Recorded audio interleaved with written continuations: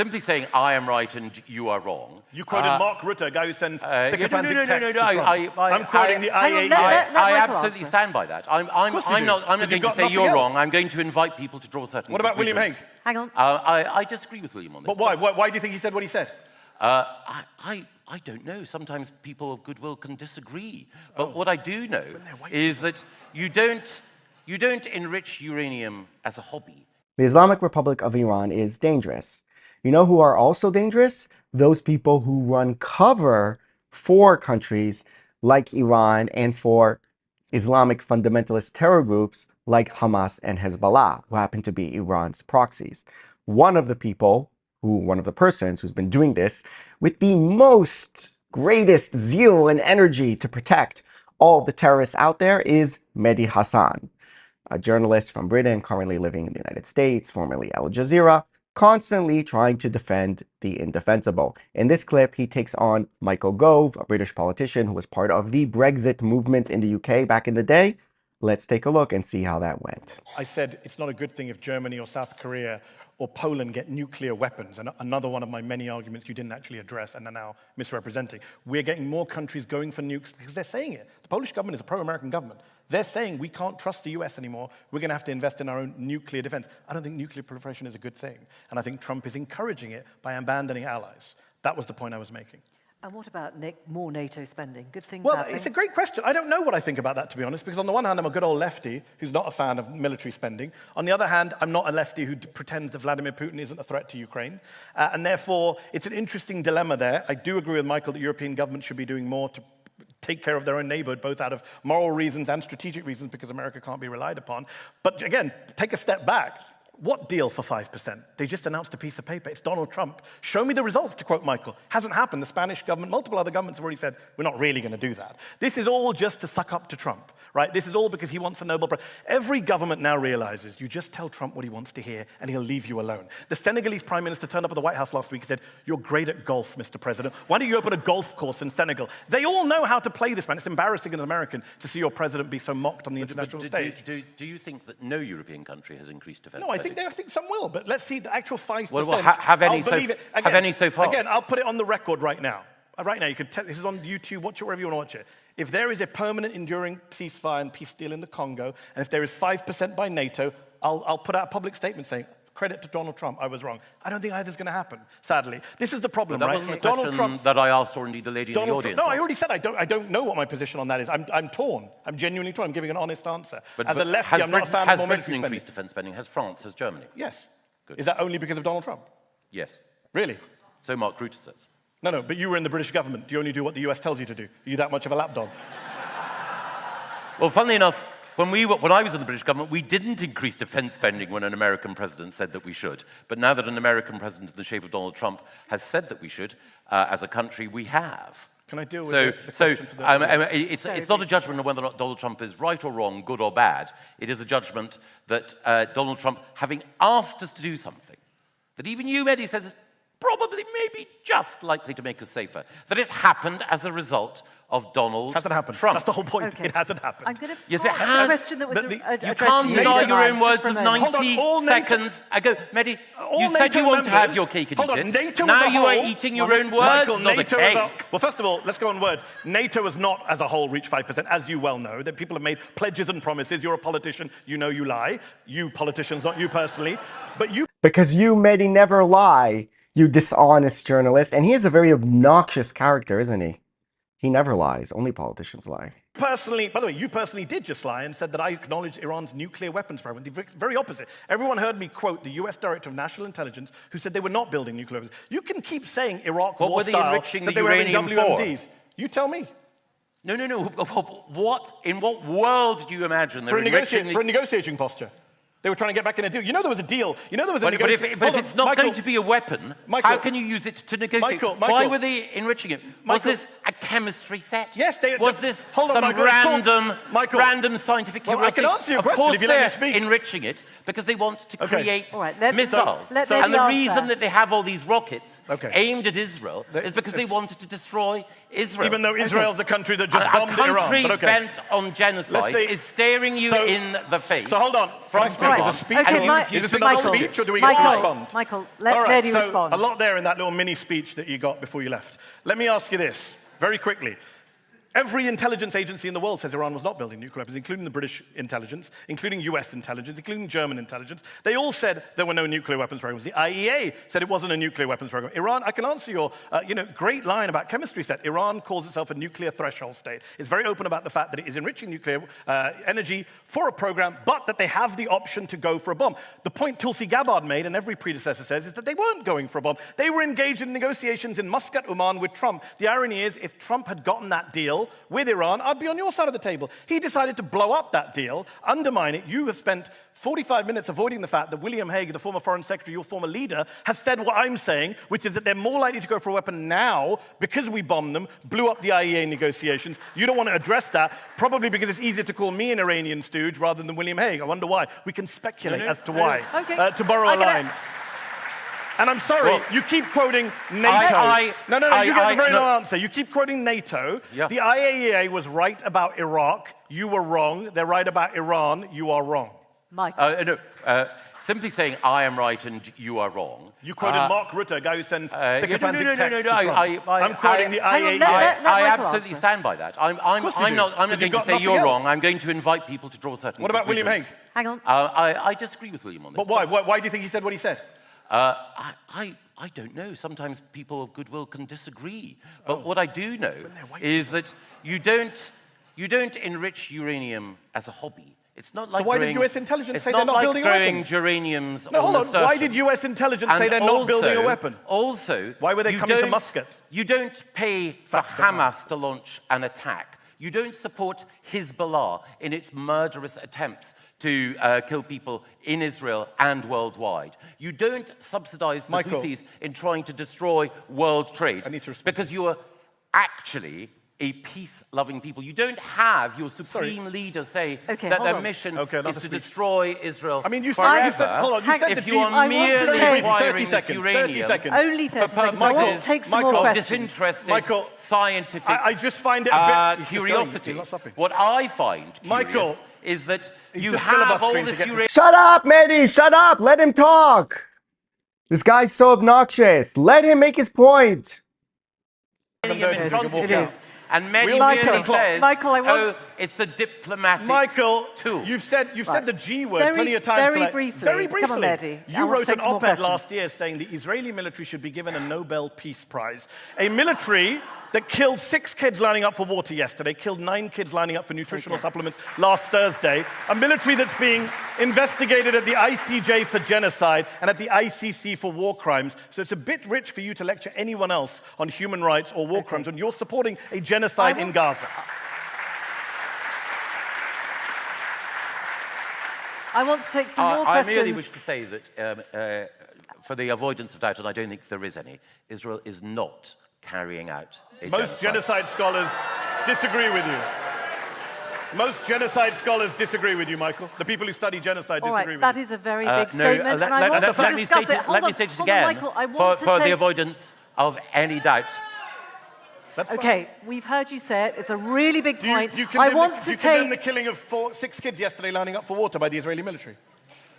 I condemn the loss of all innocent all lives matter. He can't do it. He can't condemn the Israeli military. I want to take a couple more questions, Michael. I think just that wait. it is the right of the Israeli Defense Force to defend to kill 6 kids. Only democracy. To kill 6 kids lining up for water. Can we take a couple of questions, and we're going to, I promise, come back to this. We have to. A couple of questions up there.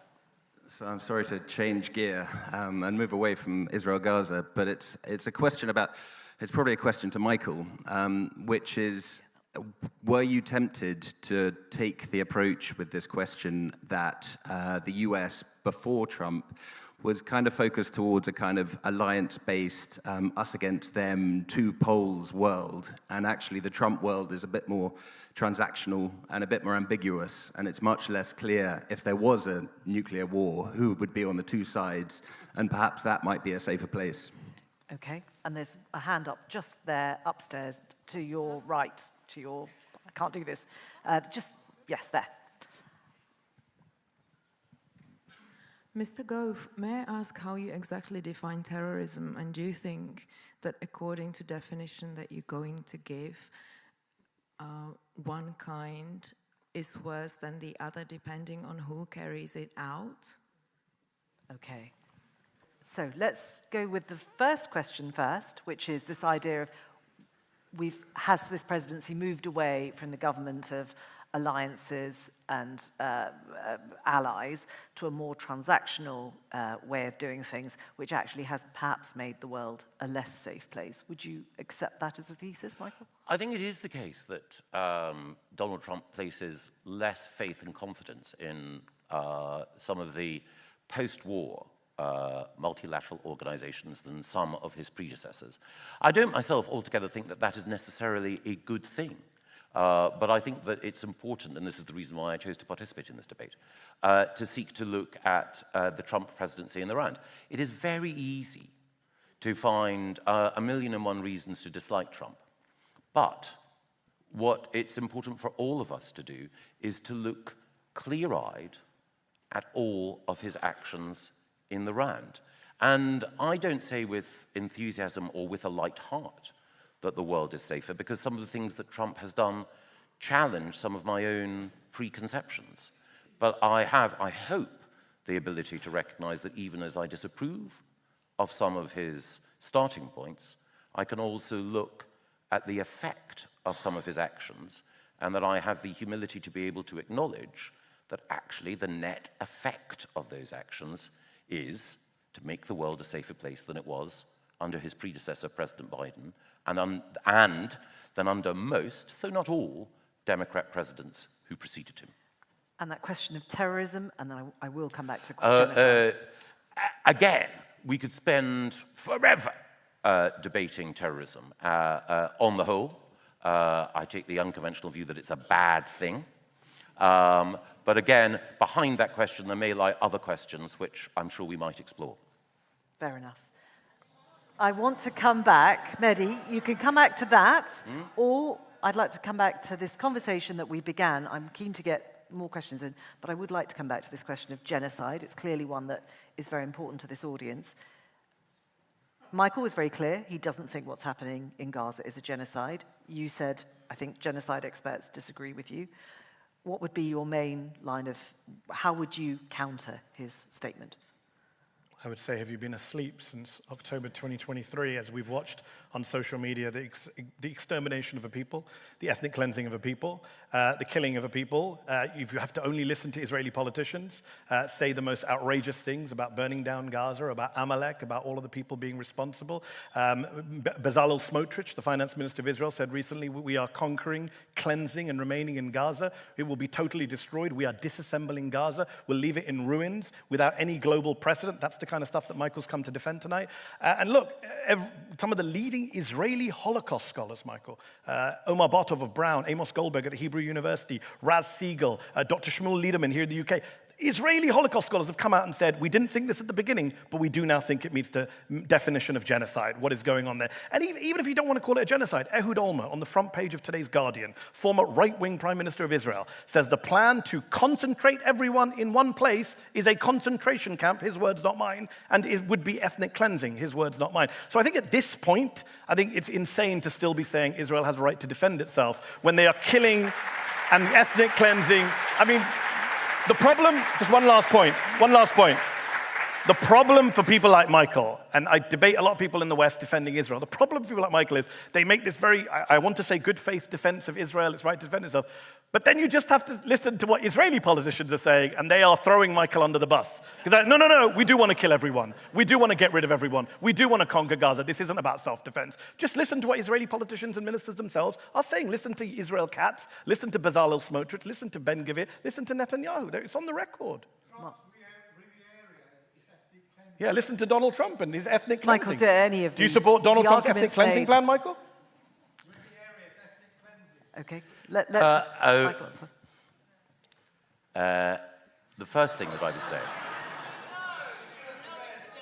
Let Michael speak. Let's hear what he has to say.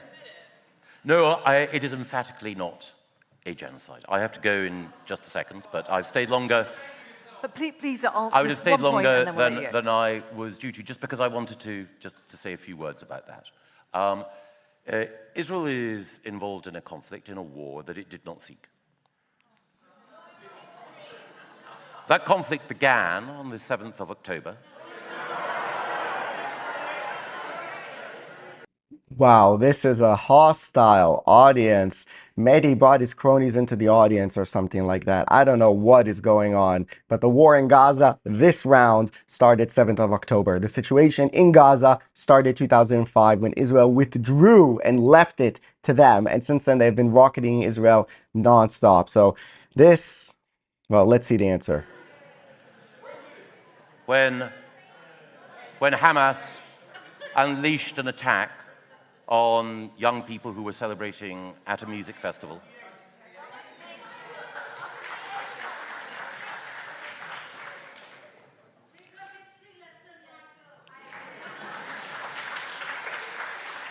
Okay, the one thing I know about history is that over the last 2 millennia, there have been persistent attempts to wipe out the Jewish people.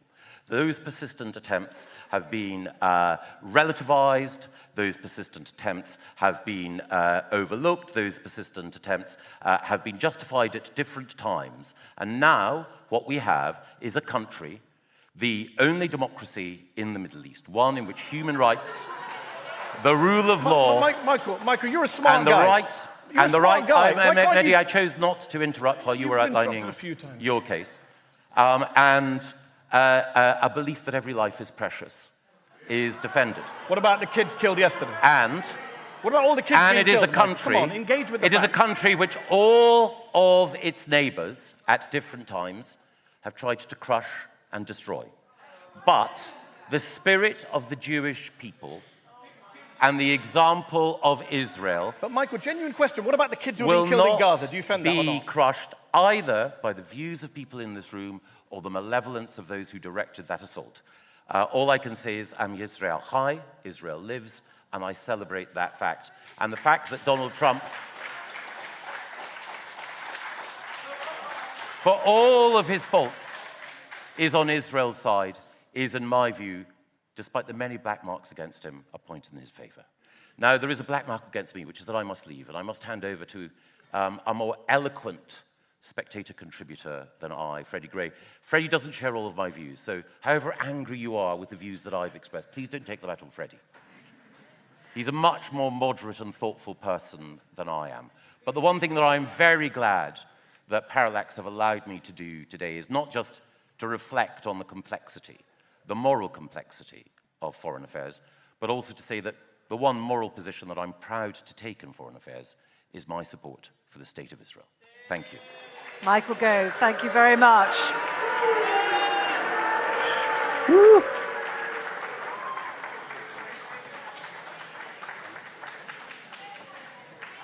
Mike, thank you very much. Hello. Your microphone? Does he need a Oh, microphone? you're not mic'd up. There's not- They will. No, you do actually. There's one here. Look, here we go. Here we go. You can have that one. Hello. Thank you very much to Michael Gove, who gamely took on your points. Mehdi, Michael makes the point that this question of timelines, when do you begin this conflict, the sense of difference from, is it 1948 or is it October the 7th?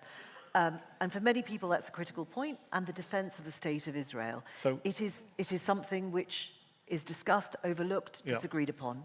Where would you land? So normally I would make a very strong argument for why we should talk about 1948, 1967. I would talk about what happened before October the 7th. For example, in 2023, even before October the 7th, a record number of Palestinians were killed in the West Bank. There was not a ceasefire on October the 7th, as is nonsensically peddled. But for the purpose of tonight's debate, it's irrelevant.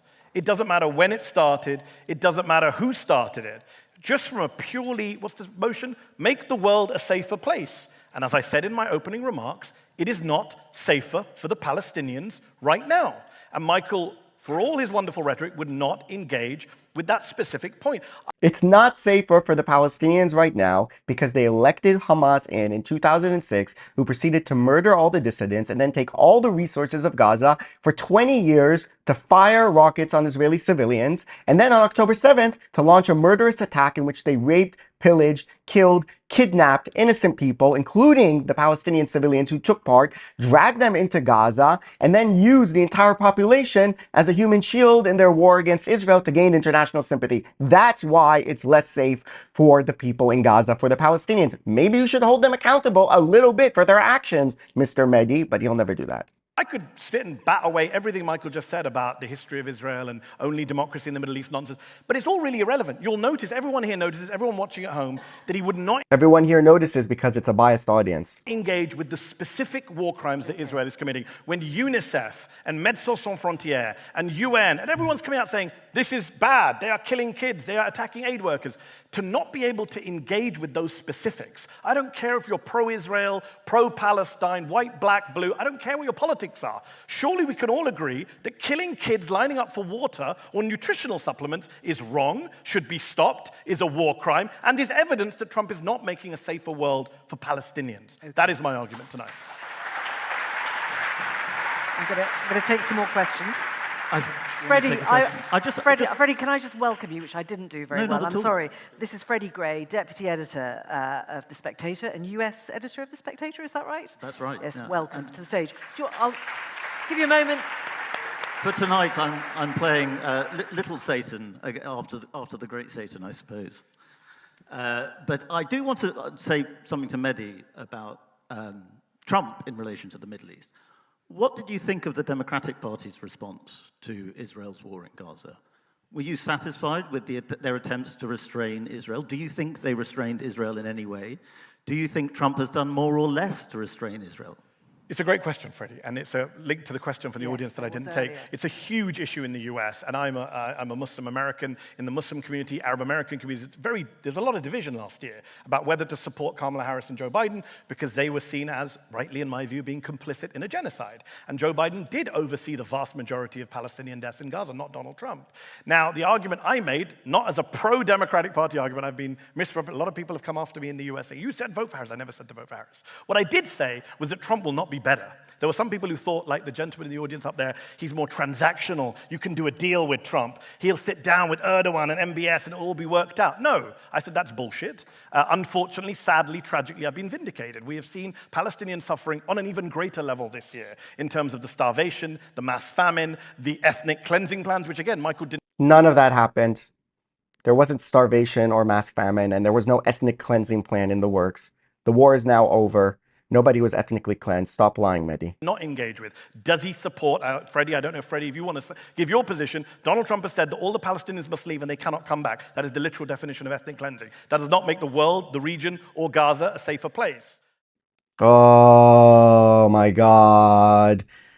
Well, if you're part of my audience here watching this, then I don't need to say anything and you'll understand what a snake Mehdi Hasan is and how much cover he runs for the most vile people. Let's start with Iran. The idea that Iran is enriching, this is an argument that Dave Smith made as well, that Iran enriches uranium because they want it as some type of diplomatic leverage versus the United States. No, this is a radical Islamist government. The Ayatollah controls it after the Islamic Revolution of 1979. That's when they started to become aggressive in the Middle East, trying to take over parts of Iraq, funding Hezbollah in Lebanon, Hamas, Houthis in Yemen. It's part of a religious fundamentalist ideology which sees the coming of the Mahdi, which is like the return of the Messiah or something like that when Israel is destroyed. This is on record what the Ayatollah's inner circle thinks and wants. It's religious fundamentalism, pure and simple, and that's why they are pursuing a bomb so that they can dominate their surroundings, not because they're these peace-seeking, loving actors. Iran, give me a break, all right? Complete nonsense and a complete lie.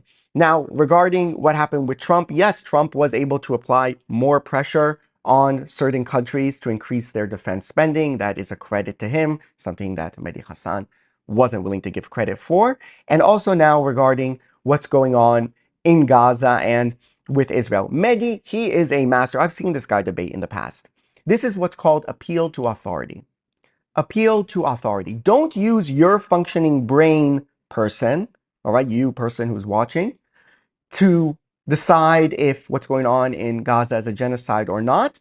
I will give you these organizations that have authority, supposedly, or people who have authority, they say. So how can you argue with that, you as a regular viewer? This scholar says, this organization says, and he does that very well because he has a good memory, and he'll go and he'll list all the organizations and he'll rattle them off. And it's so much authority, right? Appeals to authority that you as a viewer, you can't like withstand it, right? Like this organization and that organization, because we all know that these human rights organizations like Amnesty and Human Rights Watch are such unbiased, and they equally criticize China and Israel, and they equally criticize Hamas and Israel. We know that, right? Not. Okay? But he'll do this appeal to authority and people just roll with it. But it's not just about what some organization said. It's about your basic critical thinking and basic numbers concerning what's going on. All right? Holocaust, something like 3/4 of the Jews in Europe were killed. Armenian genocide, it was also 60, 70%. I don't remember. The Tutsis in Rwanda, 80%. In my vlogs, travel vlogs, I covered this stuff. I went to Rwanda. I talked about it. I went to Armenia. I talked about it. They took 1.5 million people, marched them off into the desert to starve to death. That's what a genocide looks like, killing 60, 70% of the people. What percent of people were killed in Gaza? Based on Hamas figures, 1.6%. Less than replacement level. I mean, more people were born in Gaza than were died during the war. And the combatant to civilian ratio was like 1-to-1, 1-to-2, depends who you believe, 1-to-1.5. None of this could ever be explained by a government that wants to annihilate and murder. And he says the Israeli officials say it. That's not true. If you listen to what has been consistently said, the majority of the time that the goal of the war was defeat Hamas, get the hostages back, remove the threat. Consistently. The fact that Israel is a democracy and you have dissenting voices like Ben Gvir or Smotrich, whom I don't support, don't claim that that is the goal. That is the overarching goal that's been, that's been agreed upon. This is what we want to do. Wannsee conference in Germany, right? Annihilate the Jews. Here, we come to a conclusion. We're going to do this. That's not what happened. If you listen to things that Netanyahu said, other members of government, defense minister, all the other people who are in positions of power, what they have consistently said, the vast majority of the time, get the hostages back, defeat Hamas, remove the threat from Gaza. Which is what Israel tried to do for 20 years, unsuccessfully, after Hamas took it over. When he said it didn't start on October 7th, I would say this configuration of the conflict, right, because the conflict goes back before, started 2005. 2005, Israel withdrew from Gaza, handed it over to them. There's no occupation, there's no soldiers, no administrators, no civilians inside Gaza, none whatsoever, all handed over to the Palestinians. And what did they do? Did they try to build a successful society? No, they siphoned off all of the resources to build a war machine against Israel. Started bombing Israeli civilians, not just in the nearby Sderot as they had done before as well, but started sending the rockets further afield to Ashkelon, Ashdod, Beersheba, eventually reaching Tel Aviv and Jerusalem. That's why we're in this situation now. And why did they do it? Because they're Islamic fundamentalist jihadists. It's their ideology, not their suffering in Gaza. The suffering is their fault because they are ideologically committed to annihilating Israel and attacking Israel. And every time Israel responds, then they cry, then they go to the organizations, and then these organizations write their reports that Mehdi Hasan quotes. Okay? This guy is a snake. He's dangerous. He calls himself an American. He's been in America 10 years. He came there to work for Al Jazeera, and now he's bitching about America as well, about how undemocratic he is. He supports dictators, Islamic fundamentalists, radicals, and condemns not just Israel, but also Europe, Britain, the United States as being these racist, terrible countries. He gets everything upside down, all right? And this is how it works with the Muslim Brotherhood supporters. You have the jihadists who fight, and then you have their defenders in the media, in the sphere of public opinion, like Mehdi Hasan. That's what he is. He is a full-run supporter for jihadists and Islamic fundamentalists sitting with a suit in the West, in the United States, in Britain, and defending those organizations who want to destroy you and take you down. Make no mistake about it.